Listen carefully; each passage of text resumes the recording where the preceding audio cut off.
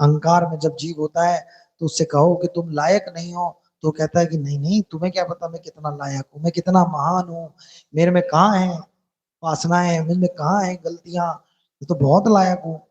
तुम्हारी दृष्टि मुझ पे नहीं पड़ रही, तुम ही मुझे नहीं समझ पा रहे। और जब अहंकार की स्थिति नहीं होती तो जीव स्वयं को कैसे अंतर्मुख होके देख रहा है, कैसे कैसे महान भक्त हैं कृष्णदास कविराज जी, उनका ये अनुभव है जो हम कई बार गाते हैं कि बुरा देखन मैं चला बुरा ना मिलिया कोई, जब मन खोजा आपना मुझसे बुरा ना कोई।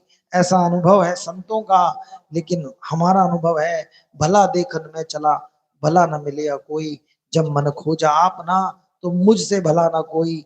हम स्वयं को इतना भला मान के बैठे हैं, यही अहंकार के पर्दा है हमारी आंखों पर कि हमें अपने जैसा भला कोई संसार में नहीं मिल रहा। और जो संत लोग जिनकी आंखों से अहंकार का पर्दा हट गया, उन्हें अपने से बुरा कोई नहीं मिल रहा, वो कह रहे हैं कि मुझसे ही बुरा कोई नहीं है, मैं किसमें दोष देखूं, किसके दोष देखूं।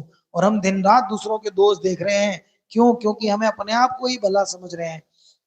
हमें लग रहा है कि हमसे भला कोई है ही नहीं संसार में, हम दूसरा सब में दोष दिख जाते हैं हमें। वैष्णवों में, वैष्णव तर जीव में भी हमें दिख जाएगा, वैष्णव तम में भी दिख जाएगा, चाहे कितनी भी ऊंचाई पे बैठे हो वैष्णव हो, उसमें भी हम दोष देख लेंगे, क्योंकि हम तो इतने महान हैं। हमें अपने अंदर तो दोष है नहीं, लेकिन दूसरों में दोष देखना ये हमारा अज्ञान है। आप एक बात याद रखना, संसार में दोष दिखना केवल अपनी बुद्धि का दोष है, दूसरा किसी में कोई दोष दिख नहीं है। हमारी बुद्धि दूषित है, इसलिए जब तक हमारी बुद्धि दूषित है जब तक दूसरों में दोष दिखते रहेंगे। जब तक दूसरों में दोष दिख रहे हैं तब तक ये बात मानो कि हमारी बुद्धि दूषित है, और इस बुद्धि को अभी स्वच्छ और पवित्र होना है। उसको स्वीकार मत करो, अपने दोषों को देखो, और बार बार ये विचार करो कि ये मेरे को जो ये बुद्धि दिखा रही है, ये मेरा जो आंखों पे पड़ा हुआ चश्मा है ये काला है, दुनिया इतनी काली नहीं सफेद है, मैं ही गंदा हूं। जिस दिन हम सत्य सत्य बता रहे हैं तुमको, जिस दिन ये पर्दे हटेंगे ना, दुनिया में दोष नहीं दिखेंगे, केवल अपने में दिखाई देंगे। सब ही महात्माओं का यही यही अनुभव है कि अपने आप में ही दोष दिखते हैं, दूसरों के दोष दिखने बंद हो जाते हैं। बहुत केवल ये पर्दा हटने की बात है, जब सत्य सत्य दिखाई देगा तो दोष दिखने बंद हो जाएंगे। जब तक दोष दिख रहे हैं तब तक स्वयं में ही दोष है। अगर हम इस बात को स्वीकार करते चलें तो ये एक पैमाना है कि यदि हमें दूसरों में, वैष्णवों में, भक्तों में दोष दिख रहे हैं, देखो दुनिया तो सतरंगी है, वो क्या कुछ कर रही है उससे हमें कुछ नहीं लेना देना। अब आप कहोगे एक चोर है, हम चोर में दोष ना देखें, देखेंगे, चोर है उसका, उसके अंदर तमोगुण है, लेकिन हमें गुण दिखाई देना चाहिए। हमें किसी जीव में दोष नहीं देखने, जीव में दोष देखोगे तो द्वेष हो जाएगा, और यदि कारण माया को मानोगे तो द्वेष उत्पन्न नहीं होगा, माया ही कारण हो सकती है।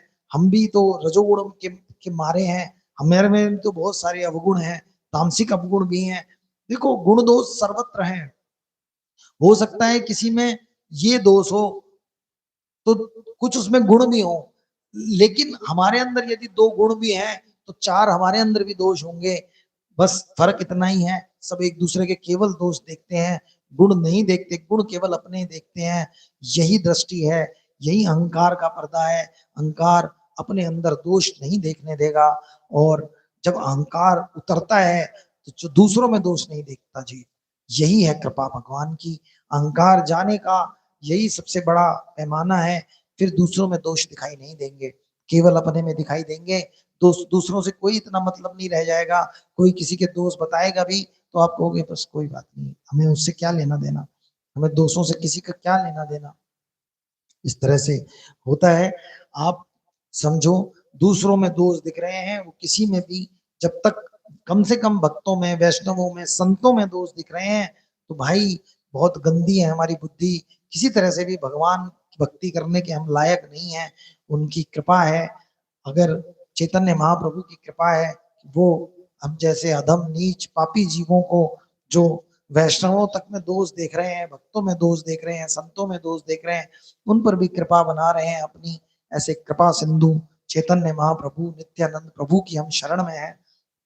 इसीलिए धीमे धीमे ही सही प्रभु की ओर बढ़ रहे हैं, नहीं तो कब के फेंक दिए जाते एक तरफ कि जाओ तुम्हारे बस की नहीं है, तुम गंदे हो, अभी बहुत दिन लगेंगे तुम्हें। लेकिन वो नहीं छोड़ेंगे, धीरे धीरे शुद्ध करते हुए ले जाने वाले हैं प्रभु, ऐसी उनकी कृपा है।